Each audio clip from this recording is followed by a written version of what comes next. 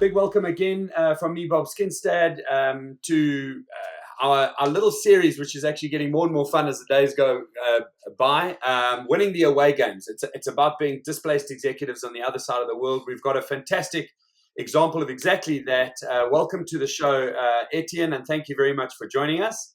Hi, Bob. Great to see you. It's super good to see you. I know it's on the other side of a screen, and I'd much rather be in person. But I'm gonna launch straight into it because we know the angle of the show. We know why and how we reach out to individuals like yourself. But this is my 30 seconds of as I understand it. So, as I understand it, you spent your career driving your way up the telco ladder. You've worked for some of the biggest players in the space, Orange and EE and BT. I mean, these are not small names, but all in executive roles, and managing director of a $10.5 billion P&L, 8,000 employees at BT, for example, based in the UK for the most part of that, which we'll get into. And then just over a year ago, you joined US-based company Frontier Communications as an executive vice president. And now you're living in the Lone Star State of Texas in Dallas and leading the business division to help build out what they call Gigabit America. Now, I know there's a hell of a lot in there, which we'll get into it. But first of all, it's great to have you with us. Thank you so much for joining. Oh, absolutely, Bob. Great to see you again. And like I said, it would great to have you in person would be even better. That's going to happen sooner rather than later. Don't worry. But Ettienne, I just want to, set the boundaries here. Our conversation is about people who come from one place and go to another. We've had Kiwis on, we've had South Africans on, we've had Irish on. As you can imagine, they've got quite a big reflective diaspora around the world. There's always an Irish bar somewhere. There's always a South African working in some corporate. There's always a Kiwi that somebody knows is close by who's got a black and white jersey on when the rugby comes on. And we're just trying to actually, because the founder of Alexa, Stephen Newton, is a Cape Town boy who's London-based, jumped back into consulting as an owner of a business rather than just carry on in the space. But, your story is definitely in parallel to those. Tell us how a South African landed up on the other side of the world. You can be as brief or as long as you want. But how did it start? I mean, you don't go to school and say, right, I want to run a fiber business out of Texas, or certainly not in South Africa. Exactly. No, absolutely, Bob. I was brought up in Port Elizabeth, and then I went to Stellenbosch University. Beautiful part of the world. Lovely part of the world. And when I approaching graduation, my dad said to me, what do you want as a graduation gift? And I said to him, you know what, I'd love to go and I'd never actually left South Africa at that stage of my life, which is crazy to think. And I said, I'd like to go to Europe, working holiday visa, and I'll go spend 2 years in the UK, here working and here kind of cruising around, and can you kind of help me get me started, shall I say? And it's a funny story because I still remember it. And he gave me £700, which isn't a lot of money, and a one-way ticket, and paid for the visa application. And I literally, that was it. And I got on a plane, fearless young kid, and started on a buddy's sofa, sleeping on his sofa, literally, and got my first job working as an accountant, like doing sort of temp finance work.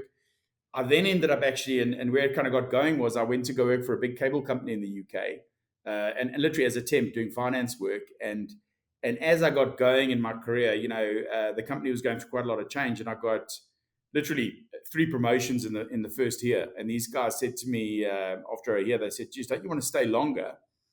Because getting to the point where where legally, you've got to change your visa status." And I said to them, "Hey, I'm a young guy. To get a work permit and all that's quite a lot of work." And they said, "No, we'll sponsor you and let's do it." And they sponsored me, and it's crazy to think. Then many years later, I naturalized, got my British citizenship, and then went from cable to wireless with Orange. I then did a stint back in South Africa, in Johannesburg, in the sort of private equity space.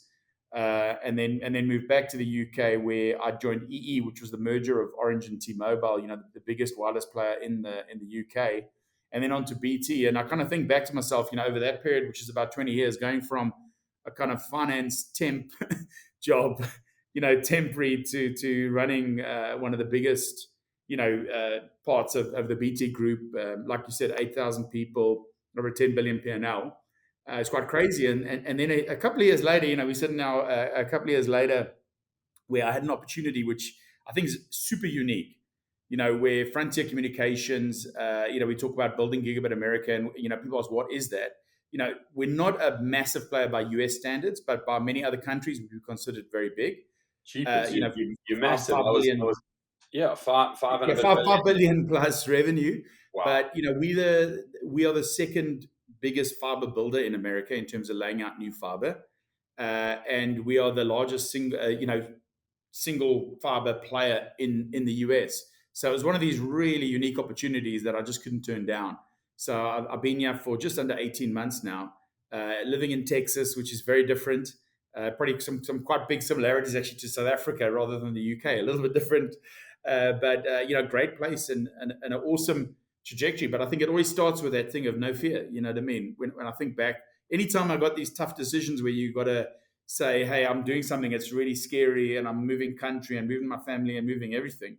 I think back to that kid who got on that plane with a one-way ticket and slept on a sofa. Yeah, exactly. Well, I mean, I want to go into depth on those little bits. But if we look at that journey, so you bunched a few things together there, and a lot of that is telcos in the UK, a couple of different ones. I mean, long tenure at the individuals as I see it. But what were the levers that you found, moving from one job to the next job? Like, what are the things you need as a telco? Like, how do you, executives, I mean, not to dumb everything down to the level of rugby, but like a rugby coach needs to coach scrums and lineouts, if you know what I mean. If he can get a good guy who can help him with scrums and a good guy who can help him with lineouts, half the work's done.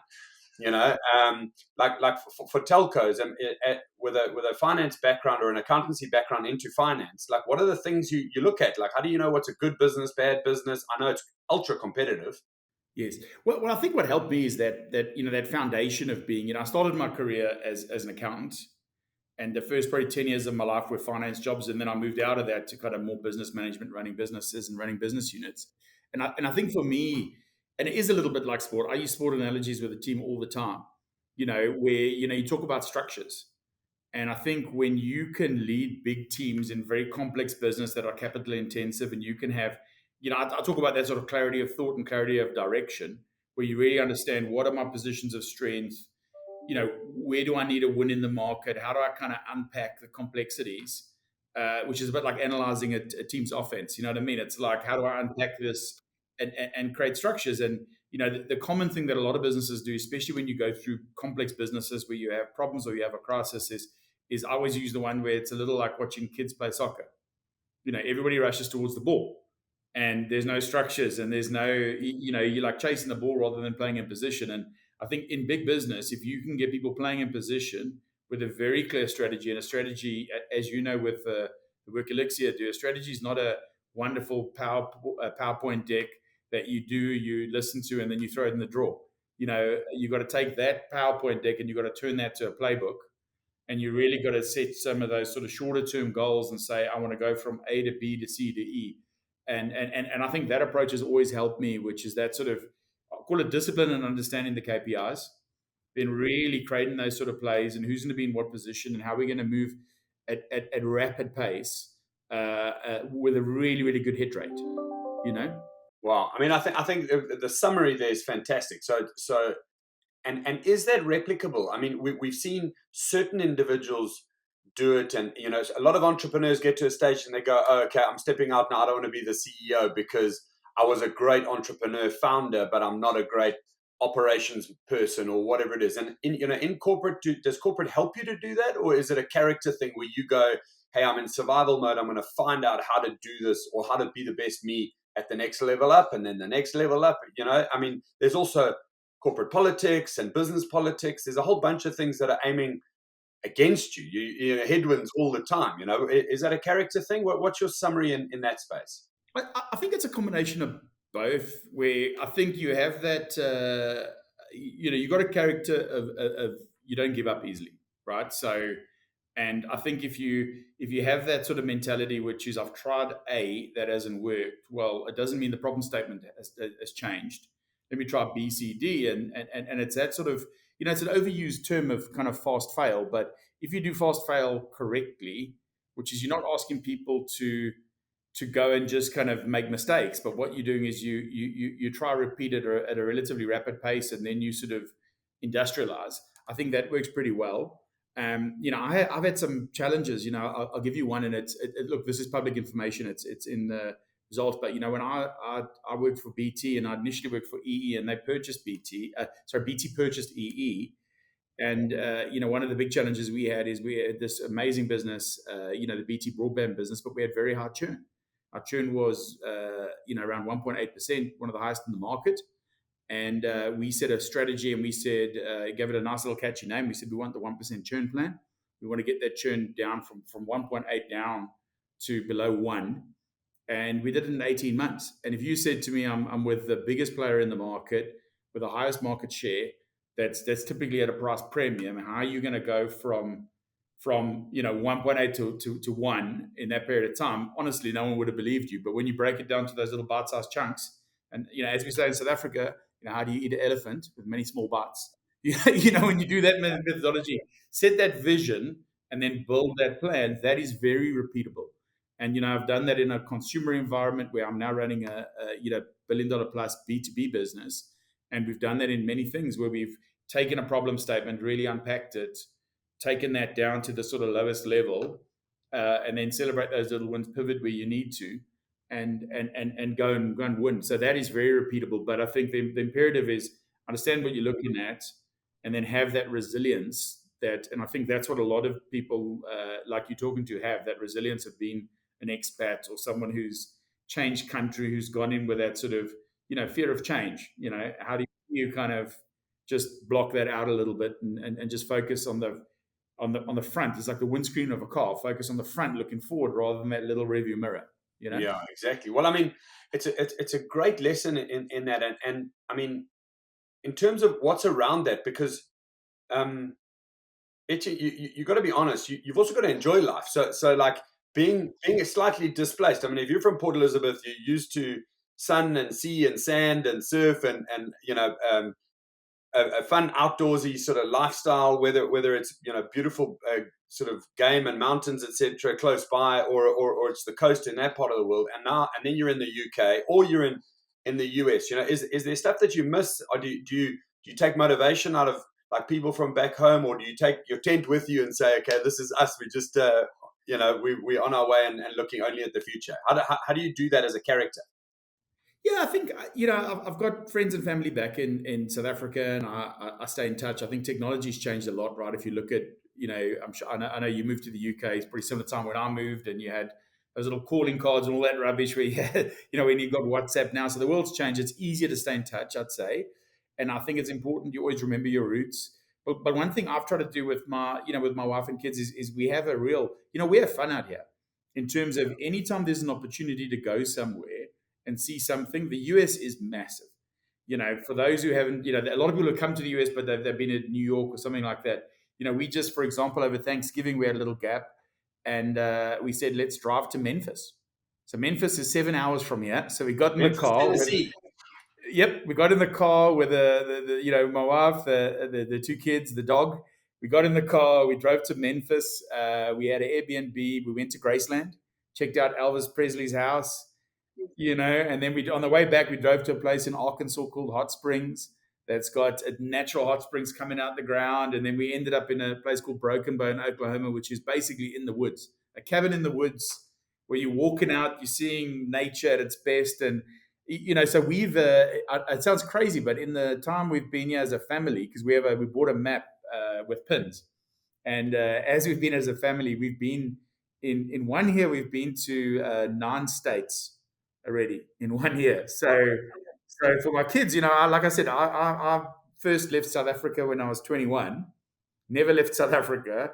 And my son, who's 7, he's been, I don't know how many countries he's been to, and he's literally been all over to the world. Yeah, exactly.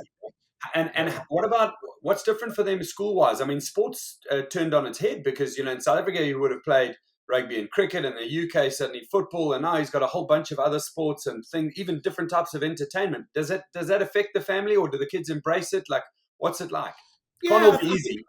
It's not easy. I'd say it's not easy, and that's probably the hardest part is this adaptation, and it's also hard for kids because they obviously got friends and friendship groups, but they're both pretty young. They're 10 and 7, so for them it's trying to help them adapt and get them. Sport's a great thing. It is one of those great bonders where both of them have now got in. My daughter started playing basketball. She's loving it. She's got a game tomorrow.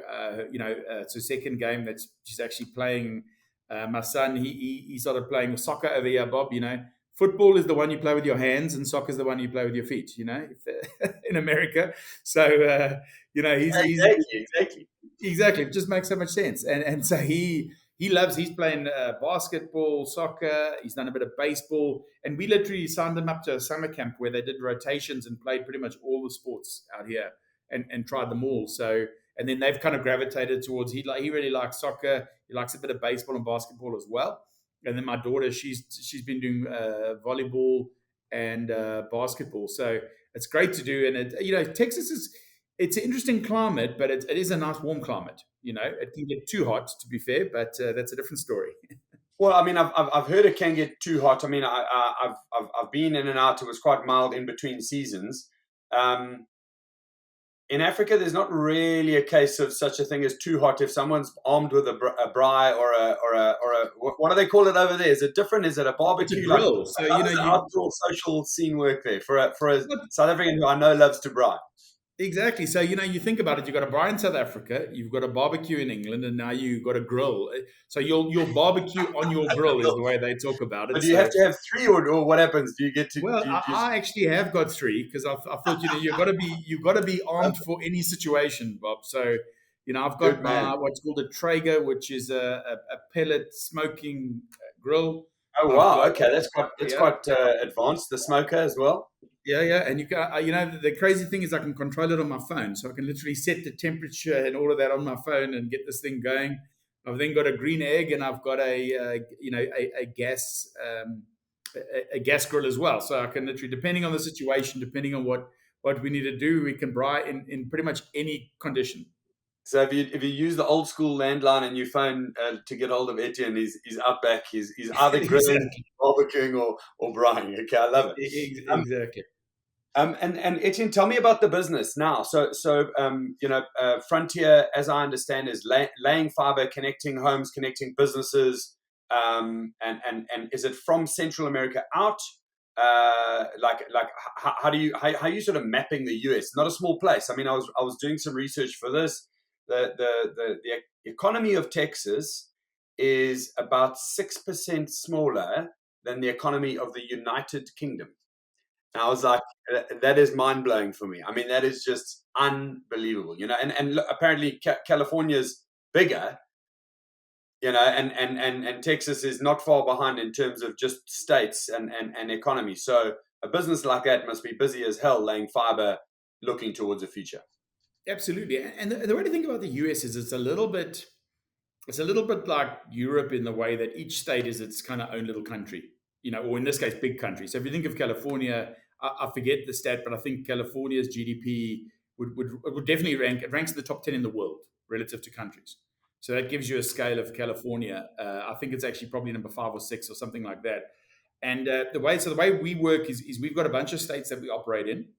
And our big states, is obviously California is a massive one. Texas is massive, Florida is massive, and then New York State. Those are the kind of our biggest states that we operate in. And then we've got a bunch of other states which we operate in, which are a little bit smaller.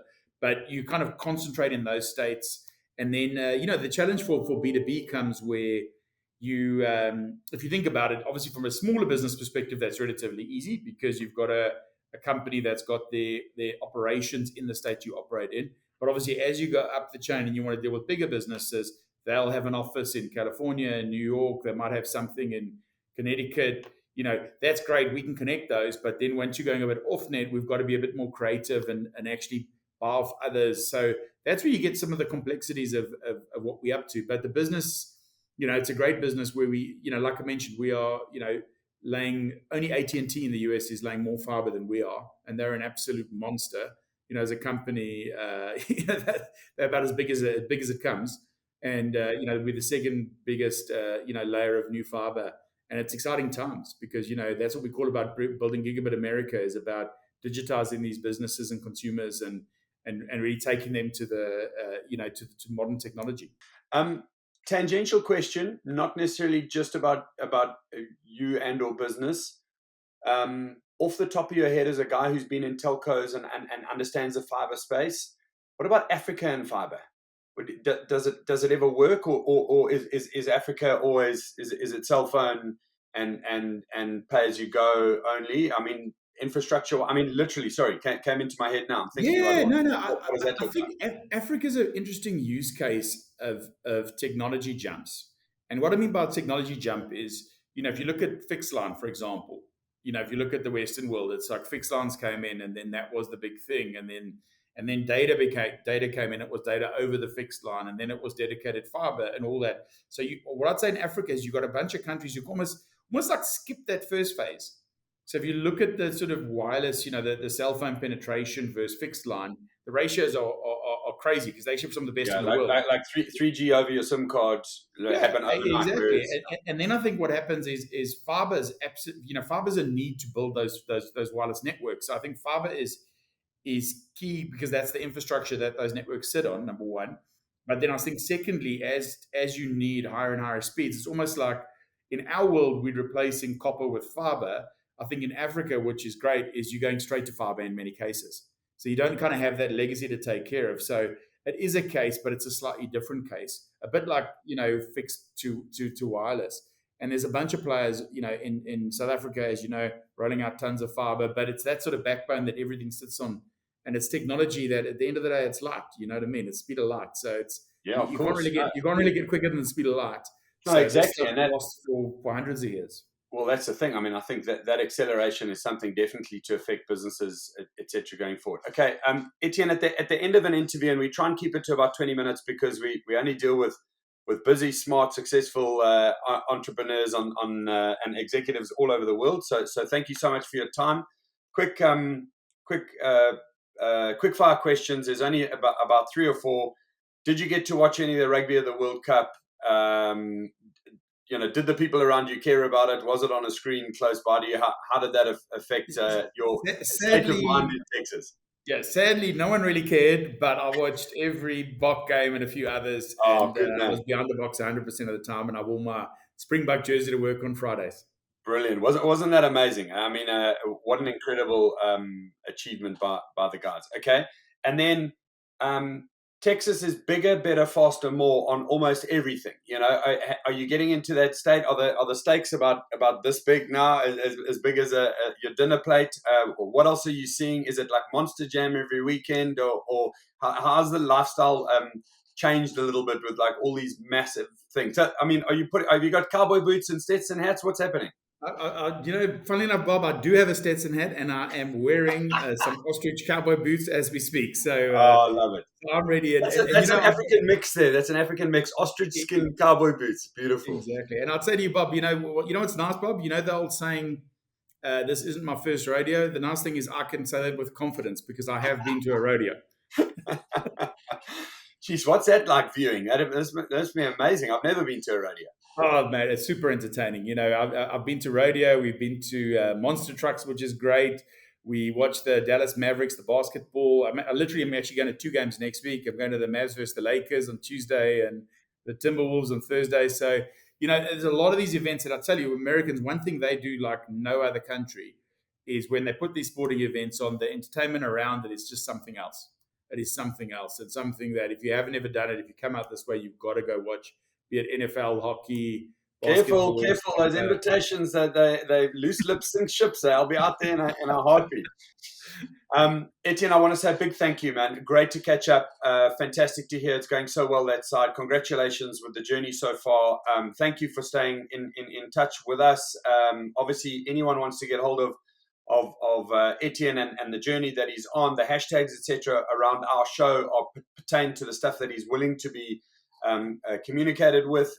So please understand this journey, respect everybody on it. But for you, Ettienne, we're delighted to have had you on, and thank you so much. Oh, thanks, Bob. Great to be on, and an exciting journey ahead.